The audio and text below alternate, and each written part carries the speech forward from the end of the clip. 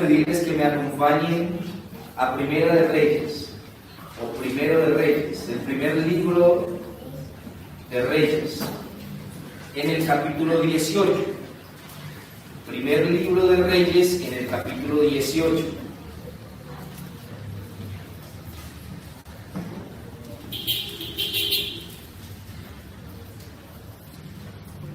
Primer libro de Reyes, en el capítulo 18. Reyes, hermanos, está en el Antiguo Testamento. Es tal vez el octavo libro de la Biblia. Primera de Reyes, en el capítulo 18. Y a medida que lo vaya encontrando, por favor, póngase sobre sus pies. Primer libro de Reyes, en el capítulo 18. Y vamos a estar leyendo a partir del verso 16 hasta el verso 40. Verso 16 al verso 40. Dice la palabra del Señor, la cual leo en el nombre del Padre, del Hijo y del Espíritu Santo. Entonces Abdías fue a encontrarse con Acab y le dio el aviso, y Acab vino a encontrarse con Elías. Cuando Acab vio a Elías, le dijo: ¿eres tú el que turbas a Israel? Y él respondió: yo no he turbado a Israel, sino tú y la casa de tu padre, dejando los mandamientos de Jehová y siguiendo a los Baales. Envía pues ahora y congrégame a todo Israel en el monte Carmelo, y los 450 profetas de Baal y los 400 profetas de Asera que comen de la mesa de Jezabel. Entonces Acab convocó a todos los hijos de Israel y reunió a los profetas en el monte Carmelo. Y acercándose Elías a todo el pueblo dijo: ¿hasta cuándo claudicaréis vosotros entre dos pensamientos? Si Jehová es Dios, seguidle, y si Baal, id en pos de él. Y el pueblo no respondió palabra. Y Elías volvió a decir al pueblo: solo yo he quedado profeta de Jehová, mas de los profetas de Baal hay 450 hombres. Dénsenos pues 2 bueyes, y escojan ellos uno y córtenlo en pedazos y pónganlo sobre leña, pero no pongan fuego debajo. Y yo prepararé el otro buey y lo pondré sobre leña, y ningún fuego pondré debajo. Invocad luego vosotros el nombre de vuestros dioses, y yo invocaré el nombre de Jehová, y el Dios que respondiere por medio de fuego, ese sea Dios. Y todo el pueblo respondió diciendo: bien dicho. Entonces Elías dijo a los profetas de Baal: escógenos un buey y preparadlo vosotros primero, pues que sois los más, e invocad el nombre de vuestros dioses, mas no pongáis fuego debajo. Y ellos tomaron el buey que les fue dado y lo prepararon, e invocaron el nombre de Baal desde la mañana hasta el mediodía, diciendo: Baal, respóndenos. Pero no había voz ni quien respondiese. Entre tanto ellos andaban saltando cerca del altar que habían hecho. Y aconteció al mediodía que Elías se burlaba de ellos, diciendo: gritad en alta voz, porque Dios es. Quizá está meditando, o tiene algún trabajo, o va en camino. Tal vez duerme y hay que despertarlo. Ellos clamaban a grandes voces y se sajaban con cuchillos y con lancetas, conforme a su costumbre, hasta chorrear la sangre sobre ellos. Pasó el mediodía y ellos siguieron gritando frenéticamente hasta la hora de ofrecerse el sacrificio, pero no hubo ninguna voz, ni quien respondiese ni escuchase. Entonces Elías dijo a todo el pueblo: acercaos a mí. Y todo el pueblo se acercó, y él arregló el altar de Jehová, que estaba arruinado. Y tomando Elías 12 piedras, conforme al número de las tribus de los hijos de Jacob, el cual había sido dado palabra de Jehová diciendo: Israel será tu nombre, edificó con las piedras un altar en el nombre de Jehová. Después hizo una zanja alrededor del altar, en que cupieran 2 medidas de grano. Preparó luego la leña y cortó el buey en pedazos y lo puso sobre la leña, y dijo: llenad 4 cántaros de agua y derramadla sobre el holocausto y sobre la leña. Y dijo: hacedlo otra vez. y otra vez lo hicieron. Dijo aún, hacedlo la tercera vez, y lo hicieron la tercera vez. De manera que el agua corría alrededor del altar y también se había llenado de agua la zanja. Cuando llegó la hora de ofrecerse el holocausto, se acercó el profeta Elías y dijo, Jehová, Dios de Abraham, de Isaac y de Israel, sea hoy manifiesto que tú eres Dios en Israel y que yo soy tu siervo y que por mandato tuyo he hecho todas estas cosas. Respóndeme, Jehová, respóndeme, para que conozca este pueblo que tú, oh Jehová, eres el Dios y que tú vuelves a ti el corazón de ellos. Entonces cayó fuego de Jehová y consumió el holocausto, la leña, las piedras y el polvo, y aún lamió el agua que estaba en la zanja. Viéndolo todo el pueblo, se postraron y dijeron, Jehová es el Dios, Jehová es el Dios. Entonces Elías le respondió, prended a los profetas de Baal, para que no escape ninguno. Y ellos le prendieron, y los llevó Elías al arroyo de Sison, y allí los degolló. Hasta ahí está. Padre, Rey de Gloria, yo sé que ya hemos orado, Dios, por esta palabra, pero como Elías, Señor, al levantar su voz a ti, rogándote que le respondieses, yo también quiero rogarte, Señor, esta mañana que tu poder y tu Espíritu sea sobre nosotros, Dios. Padre, que tú respondas a la necesidad de tu pueblo, que tú estés, Señor glorioso, moviendo sus corazones y mentes, y que tu pueblo, Dios de gloria, hoy pueda decir, Jehová es el Dios. Padre, que nosotros podamos hoy delante tuyo, Señor, rendir nuestros corazones y no divagar más entre los pensamientos, Dios. Te lo pedimos en el nombre de Jesús. Amén. Pueden sentarse, hermanos. Sin duda, esta es una historia bien conocida por todos nosotros. La hemos escuchado en constantes ocasiones y hemos visto cómo Elías era una especie de profeta prodigio. Pero déjeme mostrarle un momento cómo es que el espíritu de Elías no era así al principio. El espíritu de Elías era un espíritu que divagaba así como el de cualquier cristiano hoy mismo. Él era, según lo dice el autor del Nuevo Testamento, él era un hombre sujeto a nuestras mismas pasiones y deseos, y oró a Dios para que no lloviese y no llovió, y oró a Dios para que lloviese y volvió otra vez y llovió. Elías era un hombre especial. Desde el tiempo de Moisés hasta el tiempo de Elías, el pueblo de Israel no veía a un hombre que pudiese hacer señales milagrosas como pasa en el caso de Elías.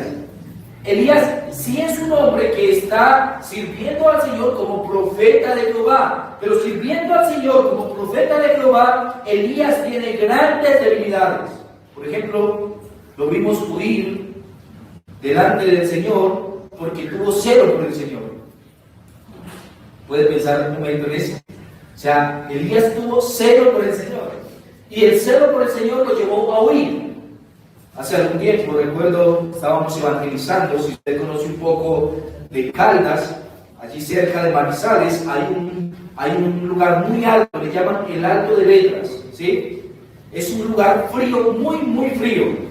Así que estábamos entrando a las casas, a tocar en las casas, a invitarlos a un servicio que íbamos a hacer en la estación de policía ese día. Y entrando a una de las casas salió un perro muy grande, ladrando a uno de los hermanos de la iglesia que estaban evangelizando. Y el perro salió con toda su furia a atacar a este muchacho y él se quedó paralizado, ¿sí? Así que otro hermano iba detrás de él y le dijo: hermano, usted qué es lo que estaba haciendo acá, está predicando la palabra del Señor, entre. Efectivamente, hermanos, entró y el perro huyó. Lo que está pasando con Elías es todo lo contrario a eso. Él no está entrando porque dice: voy a predicar la palabra del Señor, así que a unos animales se me tienen que sujetar, sino que él está huyendo de eso. Él está teniendo celo por el Señor y eso le lleva a esconderse en una cueva para que queden al menos algunos cuantos que prediquen la palabra del Señor. Y él está teniendo grandes debilidades. Una de ellas es que él piensa que es el único en todo el pueblo de Israel que está adorando a Jehová, a Yahvé. Él piensa que todos los demás han claudicado de su llamado. Y el contexto en el cual nos encontramos hoy, en el tiempo de Elías, se encuentra en medio de un suceso muy importante para el pueblo de Israel. El suceso es el suceso de la sequía. Hubo 7 años de sequía. 7 años de sequía en el pueblo de Israel. Y el pueblo sabe que los años de sequía comenzaron cuando Elías delante del Señor dijo: vive Jehová, Dios de Israel, en cuya presencia estoy, que no habrá lluvia ni rocío en estos años, sino por mi palabra. ¿Sí? Elías ha orado a Dios y le ha dicho: Señor, que no vuelva a llover en esta tierra de impíos. Y efectivamente no volvió a llover en esa tierra de impíos. Y el país está pasando por los momentos más desoladores en el reinado del peor rey de Israel y la peor esposa del rey de Israel. De tal manera fue conocida la esposa de Acab, rey de Israel, que inclusive en Apocalipsis se nombra a aquellos que se prostituyen como los que se han prostituido con Jezabel. Esta mujer quería que la adoración del pueblo de Israel fuera una adoración descargada sobre su Dios, el Dios Acera, ¿sí? No es que fuera un Dios de cera, era Acera, ¿sí? Así era el nombre de la diosa. Y esta diosa tenía profetas en cada uno de los lugares donde Jezabel había puesto sus garras. Pero no ha llovido hace mucho tiempo y el pueblo está pasando por los peores momentos de su historia, y el pueblo sabe que es a causa de Elías Tisbita. Y Elías Tisbita está huyendo de manos de Acab, y él lo está buscando por toda parte y no lo encuentra hasta que Dios mismo le dice a Elías: Elías, preséntate delante de Acab. Y ahora Elías se ha presentado delante de Acab y le ha dicho: Acab, todo esto es tu culpa, y es culpa de tu generación también, y es culpa de tu casa. Todo lo que está pasando es porque ustedes se apartaron de Jehová. Eso es algo aterrador, hermanos. Apartarse del Señor, según lo está mostrando este pasaje y lo muestra la vida de Elías, considera las peores tragedias para su pueblo. Hermanos, apartarse de Dios para un impío no significa nada. Él está sin Dios. No, es que se encuentra muy apartado de Dios y le están sucediendo estas cosas. Eso ha de aplicarse a un pueblo en particular, y es al pueblo de los creyentes. El pueblo de los creyentes, cuando mengua en su relación con Dios, todas las cosas le empiezan a ir mal. ¿Cuál es la razón? La razón es que son el pueblo de Dios. Dios los disciplinará y Dios los tratará como a hijos. Cuando el pueblo de Dios se aparta de Dios, lo único que puede esperar de Dios son una gran cantidad de reprensiones en las cuales se verá involucrado un gran sufrimiento. Cuando una persona no es parte del pueblo de Dios, su sufrimiento sin duda es algo providencial, es algo de la gracia común, que Dios utiliza para darle algo de luz al no creyente, para decirle al no creyente: hey, despierta, Dios existe, Él está allí, está esperando, Él ama profundamente al pecador arrepentido, Él está esperando a que te arrepientas. Pero en el creyente, las cosas que suceden en su vida, que lo llevan a alejarse del Señor, acarrea grandes consecuencias que pondrán a prueba todo su vigor y que lo obligará, sí o sí, a volver a voltear sus ojos a Dios. Este pasaje nos presenta al menos 3 cosas que nosotros debemos analizar. Lo primero es el sermón de Elías. Sermón de Elías, hermanos. Elías está allí enfrente de la multitud y él está predicando un sermón enfrente del pueblo de Israel. Lo segundo que nosotros vemos dentro del pasaje son la prueba de la realidad de Dios, la prueba de la realidad de Dios dentro del sermón de Elías. Y lo último que vemos es la consecuencia del sermón de Elías. Hay 3 cosas. Elías es un predicador expositivo en frente de un pueblo contumaz y rebelde. Notemos, hermanos, cómo es que él desarrolla su sermón. A partir del versículo 20, él muestra esto a su pueblo. Dice, entonces Acab convocó a todos los hijos de Israel y reunió a los profetas en el monte Carmelo. Y acercándose Elías a todo el pueblo, dijo, ¿hasta cuándo claudicaréis vosotros entre dos pensamientos? Si Jehová es Dios, seguidle. Y si Baal, id en pos de él. Y el pueblo no respondió palabra. Y Elías volvió a decir al pueblo, solo yo he quedado profeta de Jehová, más de los profetas de Baal hay 450 hombres. Notemos, hermanos, cómo es que en esta porción de nuestro pasaje Elías está dando un sermón que confronta directamente a los oyentes. Y en su primera parte del sermón, él realiza esta pregunta: ¿sigan a quién es Dios? Jehová es Dios, síganlo. Ustedes creen que Baal es Dios, entonces síganlo. Baal era el dios de Acab. El dios de su esposa era Acera. El dios de Acab era Baal. Y él había puesto en todas las ciudades de Israel un lugar particular de adoración a Baal. A diferencia del templo de Israel, que se concentraba en un lugar particular de todo el reino, los templos de Baal se encontraban dispersos por todos los lugares del pueblo, del país. En cada ciudad ellos encontraban una montaña alta, un monserrate en cada ciudad. Y allí en ese monserrate ellos colocaban un ídolo, a Baal, que era mitad hombre, mitad pez. Y ellos iban constantemente a Baal y le encendían velitas alrededor y le rezaban unos cuantos Aves Marías, ¿sí? Y le daban besos constantes, así que se acercaban a la estatua y le daban besos, como cuando usted ha visto que la gente le da un beso al Papa, ¿sí? Le toma su mano y le da un beso y ellos ya no quieren volver a lavarse la boca por el resto de su vida. Baal era un dios, una deidad que se encontraba en cada locación y por ende tenía muchos sacerdotes en cada locación, tenía profetas en cada locación. A diferencia de Acera, que se encontraba solamente en algunos lugares importantes, Baal sí se encontraba en todo lado. La distinción es que los sacerdotes de Baal se encontraban en cada templo de Baal, pero los sacerdotes de Acera y las sacerdotisas se encontraban en la mesa de Jezabel, comiendo con ella. ¿Sí?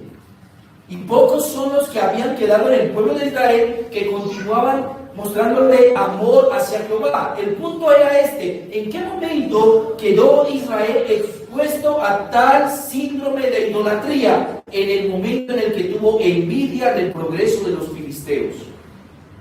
Baal era el dios de los filisteos, un pueblo vecino que había sido enemigo de Israel por mucho tiempo durante su historia, con el cual había combatido David, con el cual combatió Salomón y con el cual estuvo combatiendo el reino durante toda su historia. Hasta el día de hoy, hermanos, en la franja de Gaza todavía encontramos destellos de los conflictos entre los filisteos y los israelitas. Pero ellos están viendo una nación extranjera que tiene a un Dios que es solamente un ídolo, no se mueve ni pasa nada con él. Y tú los encuentras progresando y ellos están diciendo: el que nos ha hecho progresar, el que nos ha hecho prosperar es Baal. Así que acá dice: bueno, si Baal hace prosperar a ellos, entonces traigámoslo como Dios, ya que Jehová no nos ha hecho a nosotros prosperar, entonces traigámoslo como Dios y tomémoslo como Dios. Se encuentra Elías enfrente de un pueblo cuyo corazón se encuentra dividido entre el mundo y Dios. Y él está llamando al pueblo a que escoja a una de las dos personas a quien seguir. Mis hermanos, esto es una realidad evidente. Una persona puede seguir a Dios y al mundo al mismo tiempo. Por lo menos eso es lo que puede pensar. Puede estar deseando las cosas del mundo, deseando lo que los otros hacen, deseando lo que hay en medio de los vecinos y al mismo tiempo yéndose a la cama en oración a Jehová.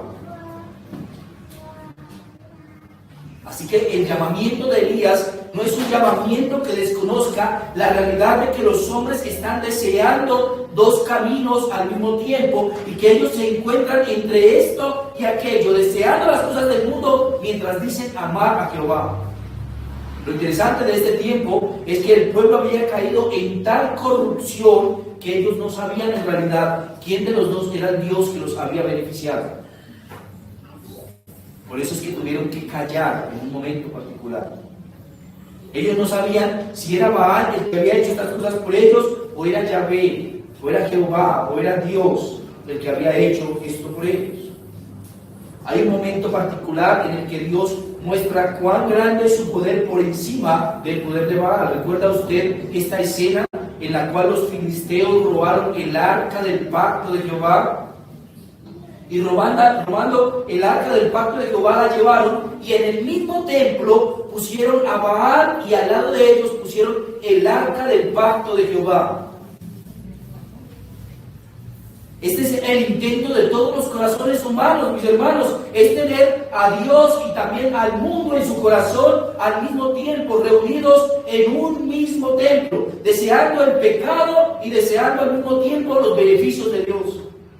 El pueblo filisteo pensaba que ahora teniendo el arca de Jehová, porque ellos eran idólatras por naturaleza, ellos pensaban que lo que les daba el poder a los israelitas era el arca, no el Dios del arca, sino el arca. Así como ellos pensaban que la estatua de Baal era la que le daba las victorias. Y colocando en el mismo templo el arca del pacto y también a Baal, la estatua de Baal, al otro día, después de que ellos colocaron el arca del pacto, la estatua de Baal amaneció arrodillada enfrente del arca del pacto. ¿Usted ha visto una estatua arrodillada? Seguramente muchas. Lo asombroso es que usted vea una estatua hoy en día aquí de pie y al otro día la vea arrodillada enfrente de algo. ¿Sí? Y ellos dijeron, algo extraño tuvo que haber pasado, pero bueno, sigamos. Y al otro día encontraron la estatua mocha en pedacitos enfrente del arca del pacto. Dios ya había demostrado a través del tiempo que su poder era superior al poder de cualquier ídolo, como diría Pablo, porque los ídolos no son nada. O como diría también, hermanos, el salmista, en una de sus epístolas, no en sus salmos, sino en una de sus epístolas, mencionando el hecho de que aquellos que sacrifican a los ídolos, demonios sacrifican. Evidentemente, hermanos, nosotros podemos estar seguros de que el ídolo no es nada. El problema radica en que en nuestro corazón nosotros queremos hacer una dualidad entre el ídolo y Dios y queremos sentirnos bien, y la mayoría de cristianos tiene en su corazón un templo que está sosteniendo a Baal y al arca del pacto dentro de él. Y él se siente bien porque está realizando los ritos que Dios demanda mientras está practicando lo que Dios aborrece. El arca del pacto no se encuentra aquí, pero se encuentra todavía el Dios del arca y se encuentra nuevamente siendo puesto a prueba por los israelitas como quién de los dos es más poderoso. Y por esto encontramos este glorioso llamamiento de parte de Elías. Mis hermanos, él está diciendo, ¿a quién ustedes sirven? ¿Quién ustedes creen que es Dios? ¿Dios es Yahvé o Dios es Baal? Entonces sigan lo que ustedes crean que es Dios. Hubo un tiempo tan triste en medio de la historia de Israel, como seguramente el cristianismo moderno está viviéndolo también, en el cual ellos amaban a Dios, pero no quitaron sus lugares altos.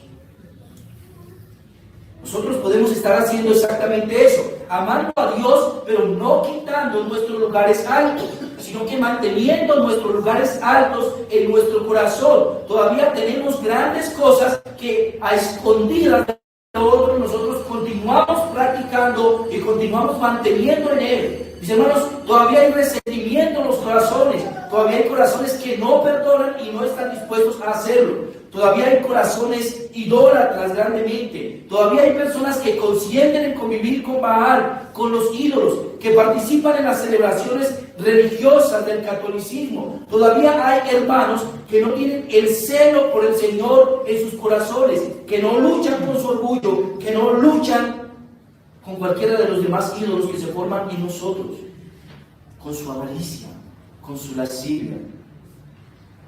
Todavía hay hermanos que están rezando al Señor en la mañana y en las horas de la tarde están deleitando sus ojos en la pornografía. Están sirviendo a Dios y a los Baales al mismo tiempo. Mi querido hermano y amigo, si Jehová es Dios, seguidle. Y si Baal es Dios, id en pos de él. El sermón de Elías es un sermón que confronta directamente el corazón de todos los cristianos también en nuestro tiempo. No es una lucha entre un ídolo y Dios que haya desaparecido cuando se terminó la adoración a Baal. Todavía continúa enfrentándose esta lucha dentro de nuestros corazones y Elías está llamando a que las personas sean conscientes de dicha lucha y se enfrenten a ella con claridad. La segunda parte del sermón de Elías tiene que ver ahora con un punto particular adicional a ese. Elías vuelve nuevamente al pueblo y dice: solo yo he quedado profeta de Jehová, mas de los profetas de Baal hay 450 hombres. Mis hermanos, el hecho de que nosotros admiremos a Elías, admiremos a David, admiremos a Jeremías, o admiremos a Moisés, o a cualquiera de los otros, fueron hombres contra cultura dentro de sus propios pueblos. Contra cultura dentro de sus propios pueblos. ¿Qué es lo que estoy diciendo? Lo que estoy diciendo es que mientras nadie quería adorar a Dios, ellos sí lo hicieron. ¿Se acuerda de Gedeón? Cuando nadie quería adorar a Dios, ellos sí lo hicieron. Gedeón se levantó en las horas de la mañana, mientras la gente estaba dormida, y fue hasta el ídolo, y lo picó en pedacitos y lo desapareció. Y cuando se levantó la gente dijo: ¿y dónde es que está nuestro ídolo? El motivo por el que nosotros vemos en ellos hombres de valor, por lo cual se encuentran plasmados en la Escritura, es porque fueron contrarios a la actitud natural de los cristianos de su época, de los creyentes de su época. Mientras ellos se desviaban más y más hacia el mundo, estas personas se encontraron más y más en intimidad con el Señor. Hay un llamamiento glorioso en medio de este pasaje, y el hecho es que Elías está pensando que él es el único en medio de todo el pueblo que continúa adorando a Dios y solamente a Dios. Mis hermanos, no olviden el mandamiento. En medio de todo el decálogo quedó algo plasmado: Jehová, Jehová, fuerte, misericordioso y celoso. Eso quiere decir que si tú tienes un esposo celoso o una esposa celosa, entonces multiplica eso por el infinito, y ese es el celo que Dios tiene de ti. Dios no desea compartirte con absolutamente nadie. Él no está dispuesto a compartirte con los vicios, a compartirte con tus sueños, a compartirte con nada. Él te desea exclusivamente para Él y solamente para Él. Hermano, aquel que es el justo, dice que el justo recibirá las bendiciones de Dios, pero al impío vendrá calamidad. El justo es aquel que se encuentra delante del Señor, viviendo para Él y para su gloria, y diciéndole no a las cosas que el mundo intenta ofrecerle. Tú no puedes negociar a Dios y colocarlo en una balanza con otras cosas. Tú no puedes colocar a Dios, que es lo suficientemente pesado, en esta mano, y colocas si será que esto otro en esta mano. Porque finalmente terminará pesando más cualquier otra cosa que el Señor. ¿Por qué? Y no es porque tú lo quites, sino porque Él mismo se quita de allí. Él no se va a colocar en la balanza de absolutamente nadie. El celo del Señor por aquellos que le aman se mantiene de una manera total, de tal manera que cuando el celo de Dios ardió en ira, en los momentos en que Israel lo experimentó, lo único que pudo ver en él fue calamidad. Cuando el celo de Dios ardió en ira en el pueblo en el desierto, que quería carne, en una sola noche murieron miles de personas. Cuando el celo de Dios ardió en ira, porque ellos tuvieron relaciones con extranjeras, mujeres que no eran parte del pueblo de Dios, su celo ardió en ira. Y nuevamente cientos de israelitas murieron en una sola tarde. Cuando el celo de Dios ardió en ira, el pueblo de Israel vio las aguas juntarse para matar a los egipcios. Cuando el celo de Dios ardió en ira en la cruz, el mundo entero estuvo de luto. Nosotros encontramos a un Dios glorioso que tiene todo el poder del mundo y que no está dispuesto a compartir su pueblo con nadie, que Él desea que su pueblo sea fiel a Él. Y por eso da una profunda advertencia en Apocalipsis a la iglesia de la Odisea, la iglesia bien favorecida de la Odisea, y les dice: ojalá fueras caliente o frío, pero por cuanto eres tibio, te vomitaré de mi boca. El celo de Dios es severo. Y aquellas personas que hemos experimentado la mano del Señor en nuestras vidas, castigándonos por nuestros pecados, sabemos que no es un castigo cualquiera. Dios no se acerca a ti como tu padre que te dice: oye, ¿y tú qué fue lo que hiciste? Y tú dices: no, papá, fue que me equivoqué. Tu papá te dice: bueno, listo, mijito, no lo vuelvas a hacer. Sino que Él te lleva hasta el momento donde de corazón tú te arrepientas de los pecados que has cometido. Dios no quiere compartirte con nadie, mi hermano, porque Él es real, se encuentra al lado tuyo, y esa es la segunda parte de nuestro sermón. Nota cómo Él menciona la forma en la que deben practicar ambos el holocausto. Dice: dénsenos 2 bueyes, y escojan ellos uno y córtenlo en pedazos, y pónganlo sobre la leña, pero no pongan fuego debajo, y yo prepararé el otro buey y lo pondré sobre leña, y ningún fuego pondré debajo. Esto quiere mostrarnos algo en particular, mis hermanos, y es que los profetas de Baal realizaban ritos que eran muy parecidos a lo que también Dios hace. Lo que hacen los profetas de Baal y lo que hacen los profetas del Señor es que ambos realizan cosas que son muy parecidas en sí mismos. Son parecidas en sí mismas. Ambas tienen un rito particular. Ellos sacrificaban y estos también sacrificaban. Ellos sacrificaban toros, bueyes y niños. Estos sacrificaban corderos y bueyes. Pero había una práctica muy similar entre ambos. Y lo que está haciendo Elías en medio de esto es que está colocando a prueba la realidad del Dios en el cual ellos están creyendo. Si ese Dios en el cual ellos están creyendo es verdadero o no es verdadero.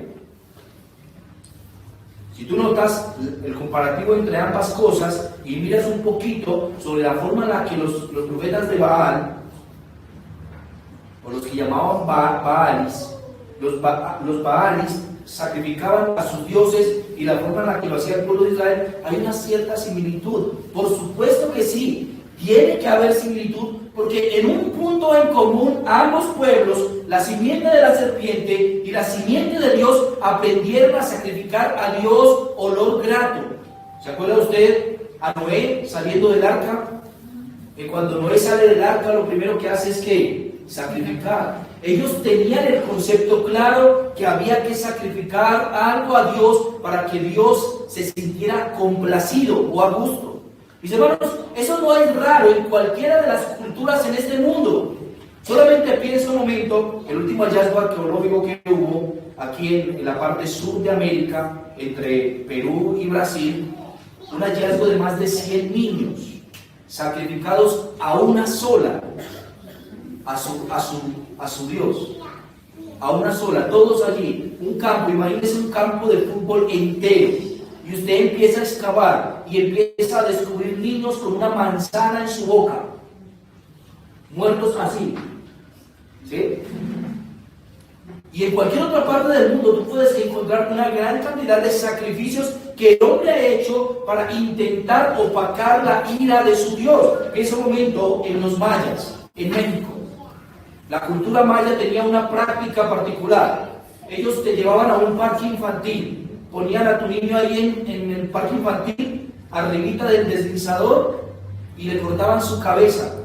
y ella bajaba por el deslizador hasta allí, y ellos en una coca recogían la sangre y las cabezas luego las colgaban para opacar la ira de su Dios, que realmente era un volcán que estaba en actividad. Los hombres han tenido cierta conciencia de que el sacrificio a Dios opaca la ira de Dios, y los que profesaban la fe de Baal tenían esto claro en ellos y sacrificaban a sus niños y sacrificaban a las personas como forma de agradar a Baal. Hermanos, lo que está haciendo Elías es descubriendo el corazón de ellos y mostrándoles que Baal no es nada, que no hay ningún Dios en realidad, que simplemente es una imagen que se ha hecho y que esa imagen no tiene el poder para hacer absolutamente nada en los hombres, que esa imagen es simplemente un ídolo mudo. Como diría el Señor, tienen manos, pero no palpan, tienen ojos, pero no ven, tienen oídos, pero no oyen, tienen boca, pero no hablan.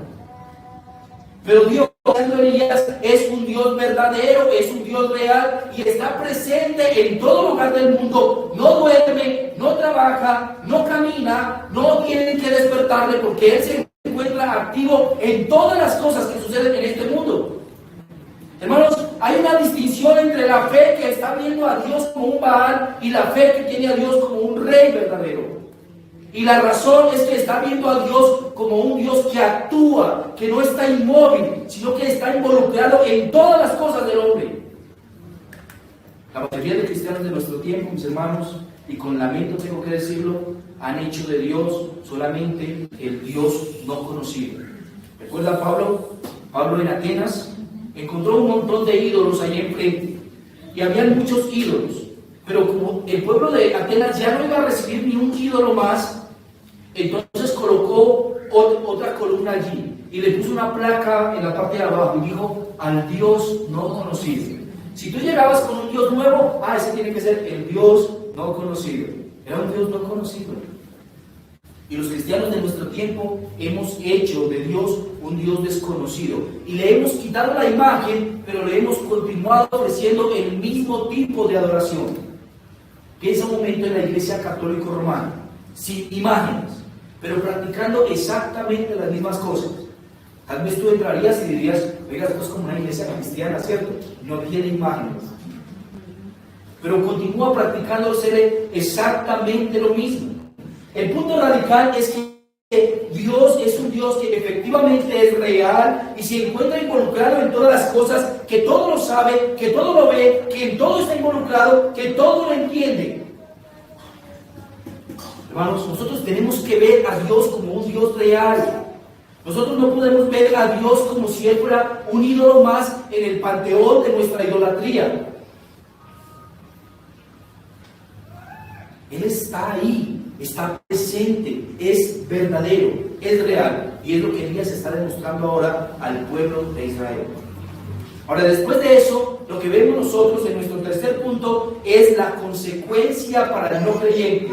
La consecuencia para el que no cree en Dios como un Dios real.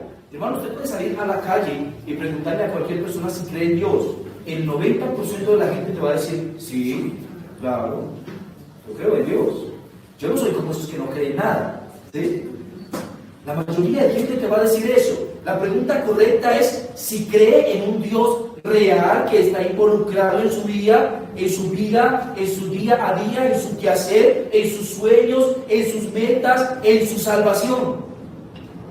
Y seguramente que ahí sí muchos te van a decir: no, en ese sí yo ya no creo. El punto de Elías en esta parte es que él está demostrando que Dios es un Dios real y que ese Dios real es un Dios celoso y que ese Dios celoso responde al llamamiento de sus hijos. Él dice: y yo soy el único que he quedado, y Dios le está respondiendo a ese llamamiento, le está diciendo: Elías, aquí estoy. Mi hermano, Dios no está inmóvil en medio de las necesidades de su pueblo. Cuando tú oras a Dios, no estás orando a Baal. No puedes orar viento. No puedes orar como sin creer que esto efectivamente tendrá una respuesta de parte del Señor. El que duda de esa manera, el que ora de esa manera, es como las olas que son llevadas por el viento, es inconstante en su pensamiento y sobre todo en su fe. La mayoría de cristianos hoy en día se dirigen a Dios como cualquier profeta de Baal se dirigía a su ídolo, haciendo salticos alrededor y luego zanjándose las manos y chorreando sangre a ver si de esa manera Dios sí me responde. No, nosotros somos cristianos que creemos en un Dios real que lo controla absolutamente todo, que se encuentra en todo lado, que nos escucha, que nos atiende, que nos ha adoptado como sus hijos, que nos ha llamado pueblo santo.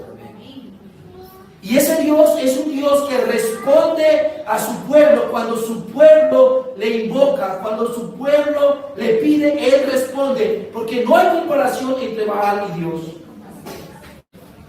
Nuestro Dios es un Dios que está dispuesto, escuchando, mirando y atendiendo a la oración de su pueblo.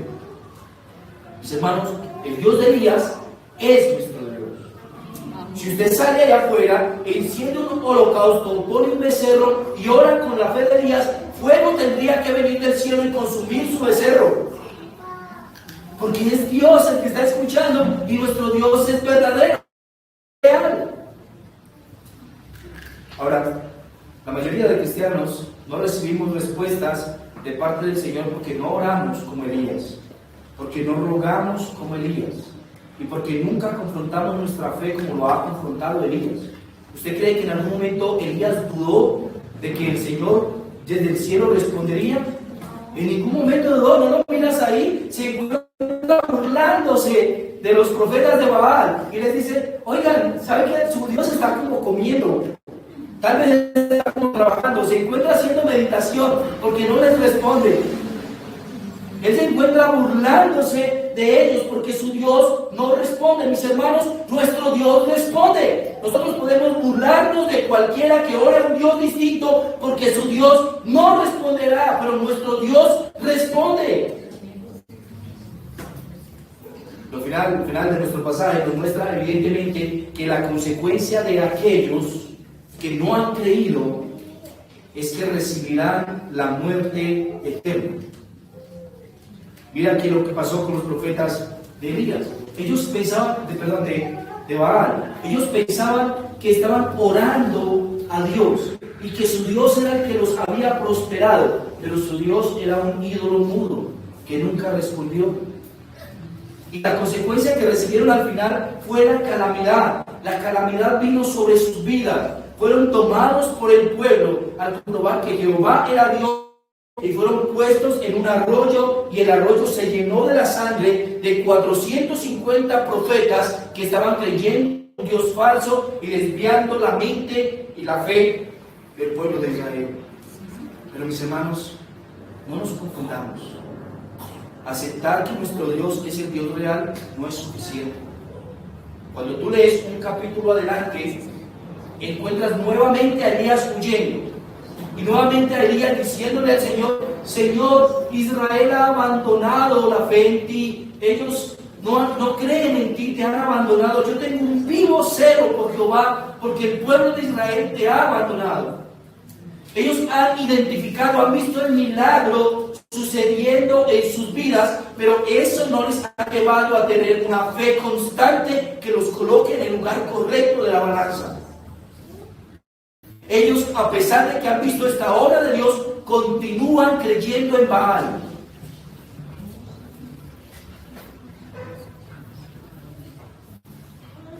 La consecuencia, mis hermanos, de esto es evidente en nuestras vidas, en nuestro día a día, en nuestro quehacer diario. La fe que nosotros tenemos es evidente en la manera en la que nosotros pensamos en nuestro tiempo, en el ya, en el ahora. Fueron puestos enfrente del río y el profeta de Dios los degolló. Eso parece un Dios que no es nuestro Dios, ¿cierto? Muchas personas han sobreenfatizado en Dios, un Dios benevolente, que Él no hace nada para juzgar a su pueblo, y dicen: ¿esto cómo me pudo haber sobrevenido de parte de Dios? No, Dios es bueno. Dios, ¿cómo me iba a castigar de esa manera? Hermano, Dios es bueno, y por eso te está castigando de esa manera. Ellos están recibiendo de parte del profeta de Dios lo que merecen por su idolatría. Han sido degollados, mis hermanos, y Dios no se encuentra llorando en su trono en el cielo porque estos hombres están siendo degollados. No, mis hermanos, Él se encuentra haciendo justicia por su incredulidad, por su falta de fe. Él está haciendo justicia. Mis hermanos, para Dios la muerte no es una cesación de la vida. La muerte simplemente es pasar a estar desposeídos de una parte que teníamos antes, nuestro cuerpo, y que aquellos que mueren sin el Señor nunca tendrán. Elías está mostrando evidentemente cómo es que el celo por Jehová debe llevarnos a nosotros a corroborar delante del incrédulo que Jehová es Dios. Hermano, tú puedes tener un hermano y tu hermano es católico romano y tú eres un cristiano y tú estás por las noches orando a Dios para que Él te responda, y tu hermano que es católico romano está rezando a la Virgencita todas las noches para que ella le atienda. Tú te encuentras muy constantemente en la misma posición de Elías, y si tú no tienes la misma fe de Elías, entonces tú no vas a poder evidenciar que tu Dios es un Dios verdadero. Tal vez has creado un ídolo en tu mente.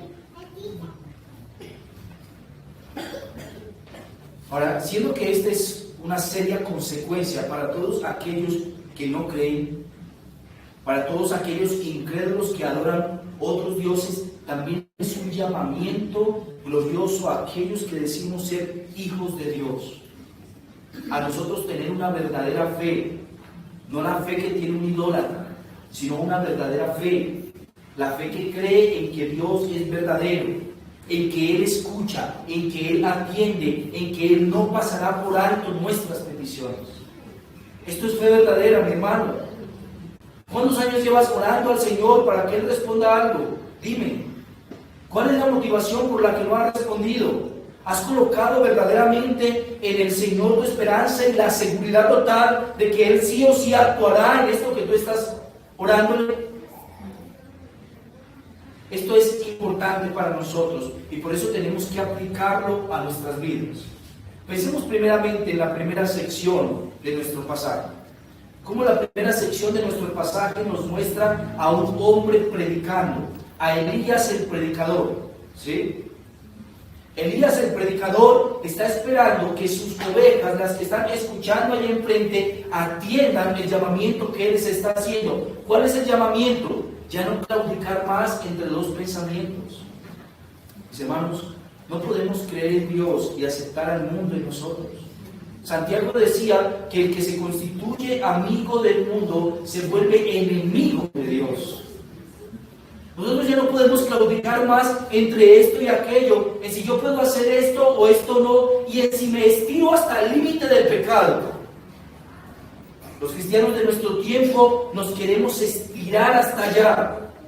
Mis hermanos, nosotros vemos la línea del pecado allá, como a esta distancia mía de la pared, y dicen, esto todavía no es pecado. Esto tampoco es pecado. Esto todavía no es pecado. Pero esto no está mal, la Biblia no dice nada. Pero esto está bien. Y finalmente terminan metiendo el mundo en ellos. Ellos no dicen, bueno, ya está la línea del pecado. Bueno, yo me aparto un poco más, sino que intento acercarme a ella. Nosotros tenemos que tener claridad en nuestra mente. No podemos, mis hermanos, estar divagando entre dos pensamientos. Si a Dios lo amamos, entonces a Él entreguémosle todo lo que somos. Todo nuestro ser, toda nuestra vida, todo nuestro pensamiento, todas nuestras fuerzas. Si Jehová es Dios, entonces entreguémosle todo de nosotros, todo nuestro ser. Mi hermano, ¿tú sientes que le has entregado al Señor todo lo que eres? ¿Ya se lo entregaste todo? ¿No hay nada más que darle? Puedes pararte como David allí enfrente del Señor y decirte, Señor, por amor a tu nombre, yo todo lo he dado. Señor, por amor a tu nombre, yo ya no tengo más fuerzas adelante. Señor, por amor a tu nombre, yo he caminado, corrido, he ido a... Señor, por amor a tu nombre, mírame, heme aquí, envíame a mí. ¿Será que ya el cristiano lo ha entregado todo? ¿O será que está reservando una porción de eso? una mínima cuantía, una reserva legal, ¿sí? En contabilidad hay una figura que el Estado demanda, y es que para que la empresa no se quiebre, el Estado mismo le obliga a guardar algo que le llama reserva para el final, por si de pronto se quiebra. Nosotros podemos ser ese tipo de cristianos, que los que estamos guardando para el Señor sea una reserva por si de pronto estamos en problemas. Si nos encontramos en medio de la aflicción, entonces aquí está la reserva. Yo ya tengo a quien acudir porque guardé una reserva ahí.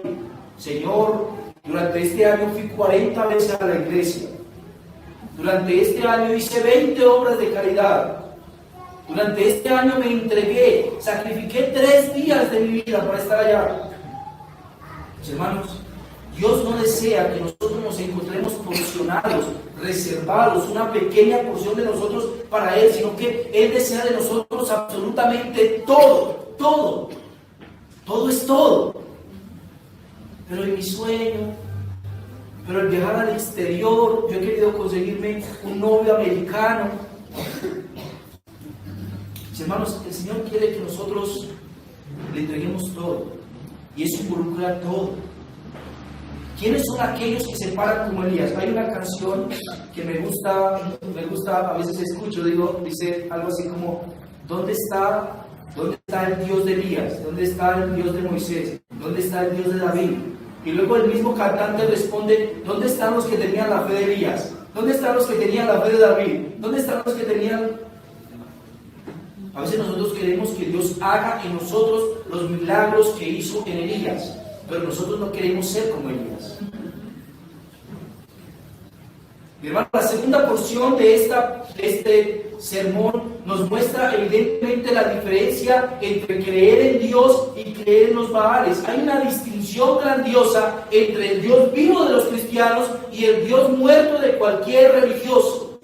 La distinción radica en eso, esa palabrita, vivo.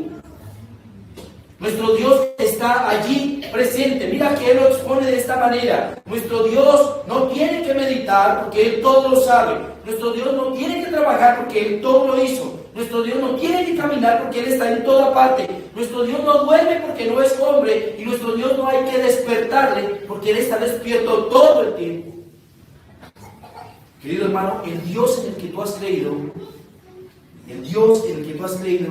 es el mismo Dios en el que creyó Elías. Y tú tienes que tener esa misma convicción de que este Dios es poderoso, que Él actúa, que cuando tú clamas a Él, Él responde, y que aunque le digas que llueva fuego del cielo, lloverá. Hay otro escenario maravilloso de la vida de Elías, en el cual el rey Acab intenta matar a Elías y va a un batallón entero contra él. Y Elías está enfrente de ellos y les dice: llueva fuego del cielo y consúmate con tus 50. Y llueve fuego del cielo y los consume. Y vuelve otro batallón nuevamente y vuelve y ora igual y le dice: llueva fuego del cielo y consúmate con tus 50. Y vuelve otra vez y llueve fuego del cielo y los consume. Y el tercero ya llega: Elías, por favor, no ores, Elías, no vayas a orar al Señor, no vayas a orar por eso, acompáñame, por favor. Mi hermano, las oraciones nuestras deberían ser respondidas exactamente de la misma manera.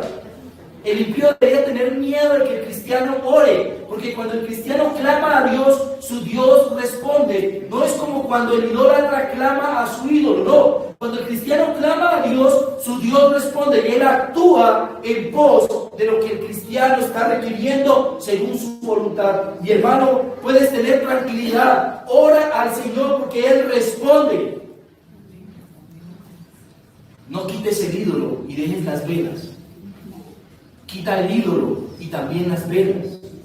Y cree que tu Dios no necesita una representación. Él solamente requiere de ti que creas en fe. Estás seguro que tu Dios responde según su voluntad. Hermano, la tercera parte de esta sección, y termino con esto, nos muestra también la consecuencia del que no cree. La consecuencia del que no cree no es solamente que no recibe, como pasó con los profetas de Baal, sino que aparte de no recibir, también trae calamidad sobre su vida. La vida del idólatra es constantemente mis hermanos, puesta a prueba.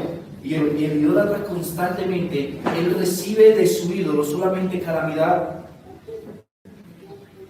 Es lo que él recibe de su ídolo. Tú no debes tener temor de pararte allí enfrente de cualquier idólatra y decirle con toda seguridad: mi Dios está vivo, mi Dios responde, mi Dios me escucha, mi Dios me atiende, Él está cercano de mí. Nosotros tenemos un Dios maravilloso. La gloria es suya y Él se gloria en atender a las oraciones de sus hijos. Ahora, mis hermanos, Dios no es un supermercado tampoco, donde tú vas y tomas lo que necesitas, sino que más bien Él es como un valle de verdes pastos, donde tú no entras a tomar y a comprar lo que requieres, sino que tú entras a deleitarte en Él, mientras reposas confiadamente en que Él está haciendo lo mejor para ti.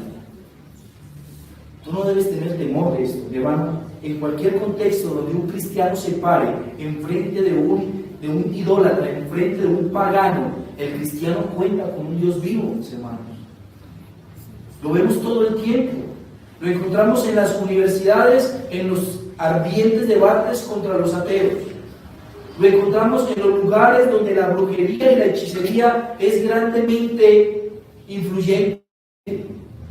Mis hermanos, nosotros no tenemos miedo de esto. Hace poco, trabajando en el Ministerio de los Venezolanos, entré a una carpa donde había una mujer rezando, leyendo el tabaco, ¿sí?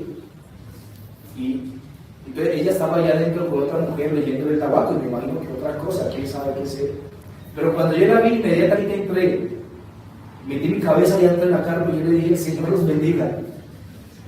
Hermanos, el Señor poderosamente actúa de acuerdo a lo que en cada lugar y en cada contexto es expuesto, y donde es una lucha entre Satanás y Dios, Dios va a mostrar que Satanás no está peleando con él, sino que es su vasallo. En cualquier lugar donde la confianza falta, allí Dios muestra que confiar en Él sobre todo hace que el hombre continúe mostrando su confianza hacia Él. Él está allí. Hay seguridad, hermanos, donde abunda la maldad, sobreabunda la gracia. Y nosotros podemos, con un Dios poderoso que tenemos, el cual no se deja intimidar por ninguna cosa en la que nosotros podamos pensar que Él se encuentra. Es nuestro Dios. Es el Dios de Elías y continúa siendo nuestro Dios. Es su fe, es la fe de Elías.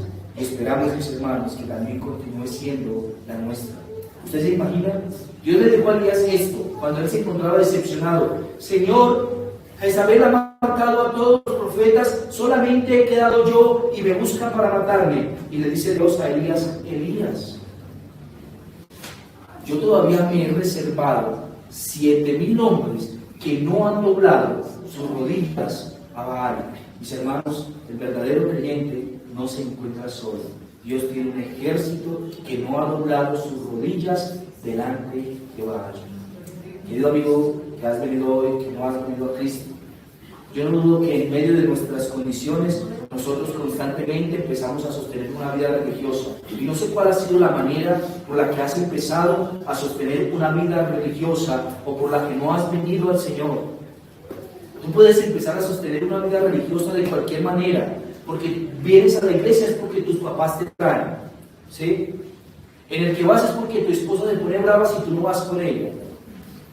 En el que tú estás quejándote por las horas de la mañana cuando tienes que levantarte el día domingo. En el que tú tienes tantos quehaceres, tantas cosas que hacer, que tú dices: no, yo no voy a separar mi día para el Señor. Tú puedes tener una gran cantidad de cosas por las cuales te has convertido en un religioso. Déjame decirte algo. Si tú no vienes al Señor, al verdadero Señor, el único que es un Dios vivo y poderoso, tú enfrentarás el mismo castigo y la misma conclusión de los profetas de Baal. Cuando menos piense, la calamidad vendrá sobre ti, y un profeta con su cuchillo en tu garganta te degollará hasta que vayas al infierno y sufrirás una eterna condenación de la que nunca podrás escapar, aunque te arrepientas eternamente. Mi querido amigo,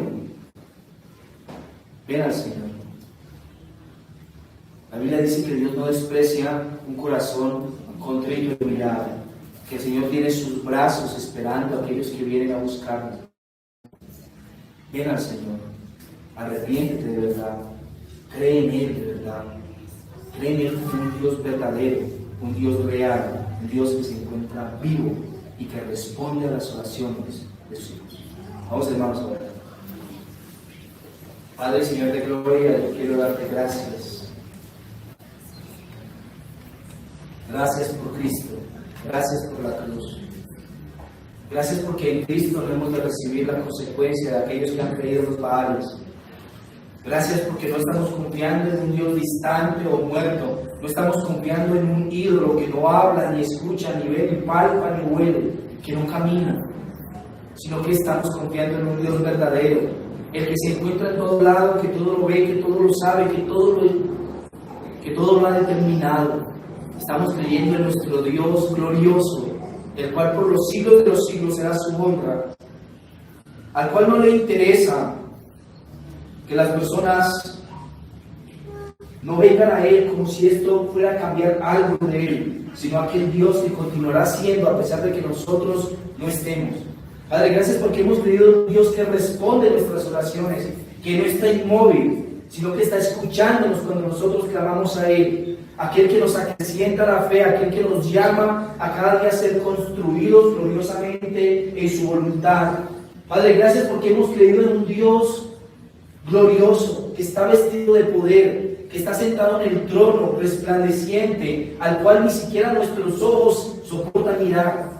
Hemos creído en el Rey de Reyes, en el Creador de todas las cosas, y estamos seguros que tú, oh Señor de gloria, tú estás atento a nosotros. Padre, acrecienta nuestra fe. Ayúdanos, Señor de gloria, que podamos descansar en que tú responderás desde los cielos y que aunque sea fuego lo que pidamos que va del cielo, tú lo harás, Señor. Porque en ti hemos esperado, porque en ti hemos confiado, Señor nuestro de gloria. Padre, mira los corazones débiles, hermanos debilitados en la fe, que han empezado a creer en ti como si fueras un ídolo, distante y lejano de ellos, Señor. Padre, muéstrate como nuestro Dios real, como nuestro Dios permanente, constante, cercano. Y Padre, muéstrale, Señor de gloria, cómo es que tú estás escuchando, atento a sus palabras. Y Padre, hazte real a sus vidas para que ellos vuelvan su corazón a ti, que ellos puedan decir, Jehová es Dios, como el pueblo de Israel lo hizo, Señor de gloria. Padre, te lo pedimos en el nombre de Jesús. Amén.